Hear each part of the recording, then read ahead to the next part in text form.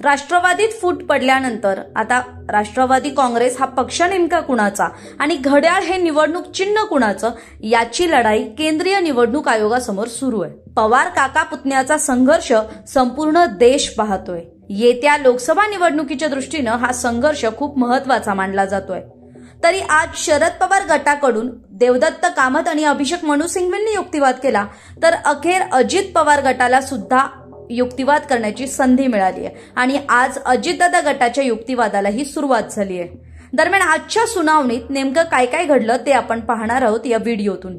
केंद्रीय निवडणूक आयोगासमोर आज झालेल्या सुनावणीत देवदत्त कामत या शरद पवार गटाच्या वकिलांनी युक्तिवादाला सुरुवात केली। यावेळी त्यांनी अजित पवार गटामध्ये गेलेले सर्व आमदार आणि त्यांचं एकूण मतदानाच्या तुलनेत शरद पवारांकडे राहिलेले आमदार, खासदार तसेच पराभूत उमेदवार यांचं मतदान जास्त असल्याचा दावा देवदत्त कामत यांनी केला आणि आपला युक्तिवाद संपवला। पुढे अभिषेक मनु सिंघवी यांनी शरद पवार गटाकडून युक्तिवाद केला।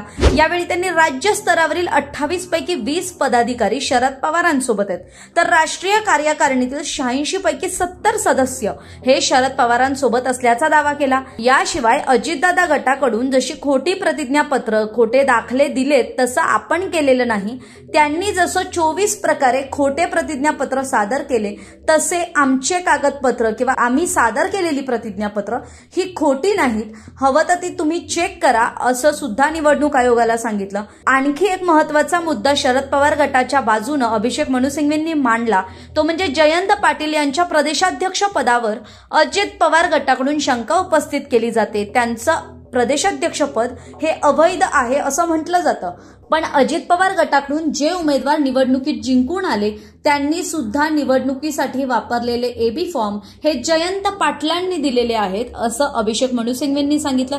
त्यामुळे जर ते त्यांच्या निवडीला अवैध म्हणत असतील तर मग त्यांची उमेदवारी किंवा त्यांचा निवडणुकीतला विजय यावर सुद्धा प्रश्न उपस्थित होऊ शकतो असं सुद्धा अभिषेक मनु सिंघवींनी यावेळी सांगितलं। याशिवाय महत्त्वाचा आणखी एक मुद्दा मनु सिंघवींनी मांडला, तो म्हणजे शरद पवार सोडून राष्ट्रवादी होऊच शकत नाही। म्हणजे अनेक वेळा शरद पवार हे राज्याचे मुख्यमंत्री राहिलेत, आमदार, खासदार, केंद्रीय मंत्री पदापर्यंत त्यांनी काम केलंय आणि त्यांनीच या पक्षाची स्थापना केली आहे, त्यांनीच हा पक्ष वाढवलाय। त्यामुळे शरद पवार सोडून राष्ट्रवादी कशी होऊ शकते असा सवाल विचारत अभिषेक मनु सिंघवींनी शरद पवार गटाचा युक्तिवाद आज संपवला आणि अजित पवार गटाकडून मुकुल रोहतगी यांनी युक्तिवादाला सुरुवात केली आणि यावेळी अजित पवार गटाकडून सगळ्यात पहिला घाव घालण्यात आला, तो म्हणजे सुप्रिया सुळेंच्या राष्ट्रीय कार्याध्यक्षपदी झालेल्या निवडीवर। सुप्रिया सुळेंची राष्ट्रीय कार्याध्यक्षपदी झालेली निवड ही घटनेच्या विरोधी असल्याचा दावा मुकुल रोहतगींनी केला। त्यानंतर त्यांनी शरद पवार गटाकडून जो खोट्या प्रतिज्ञापत्रांचा आरोप करण्यात येत होता किंवा दावा केला जात होता त्यावर सुद्धा मुकुल रोहतगींनी आज युक्तिवादात आपली बाजू मांडली। त्यामध्ये ते म्हणाले, एका ॲफिडेव्हिट देणाऱ्याचा मृत्यू झाला म्हणजे मेरिट कमी होतं का? त्या व्यक्तीचा नैसर्गिक मृत्यू झालाय म्हणजे मेरिट कमी झालं का? असा सवाल सुद्धा मुकुल रोहतगी यांनी केंद्रीय निवडणूक आयोगासमोर उपस्थित केला। याशिवाय शरद पवार गटाकडून जो वारंवार आरोप करण्यात येतो की 24 वर्गवारी करत आपण अजित पवार गटाच्या प्रतिज्ञापत्रांमधली त्रुटी किंवा त्यांच्यातली जी बनावट कागदपत्र आहेत ती आपण केंद्रीय निवडणूक आयोगासमोर ठेवल्याचा दावा अभिषेक मनु सिंघवींनी केलेला आहे। त्यालाही उत्तर आज मुकुल रोहतगींनी दिलं, ते म्हणजे झोमॅटोमध्ये काम करणारे हे पण पक्षाचे कार्यकर्ते आहेत, त्यामुळे त्यांची शपथपत्र किंवा त्यांनी दिलेली प्रतिज्ञापत्र ही खोटी नाहीत। या उलट शरद पवार गटाकडून जी खोटी शपथपत्र दाखल करण्यात आली आहेत आणि त्याचे सॅम्पल सुद्धा रोहतगी यांनी आज निवडणूक आयोगासमोर दाखवले। आमदार मनोहर चंद्रिकापुरे यांनी 30 जूनला अजित पवारांना समर्थन दिलं होतं, पण 19 ऑक्टोबरला चंद्रिकापुरे यांना जबरदस्तीनं ॲफिडेव्हिट द्यायला लावलं असा आरोप सुद्धा आज मुकुल रोहतगींनी केला आणि यावेळी त्यांनी मनोहर चंद्रिकापुरे यांची ॲफिडेव्हिट दोन्ही बाजूची चेक करा अशी मागणी सुद्धा केली।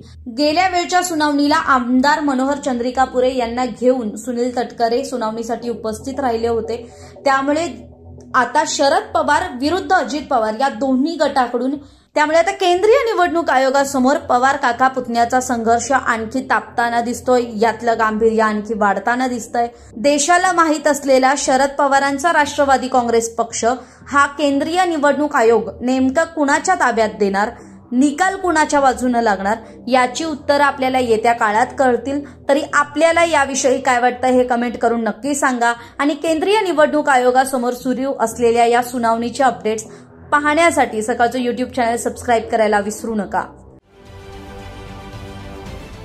महाराष्ट्रातील सर्व बातम्यांचे विश्वासार्ह व्यासपीठ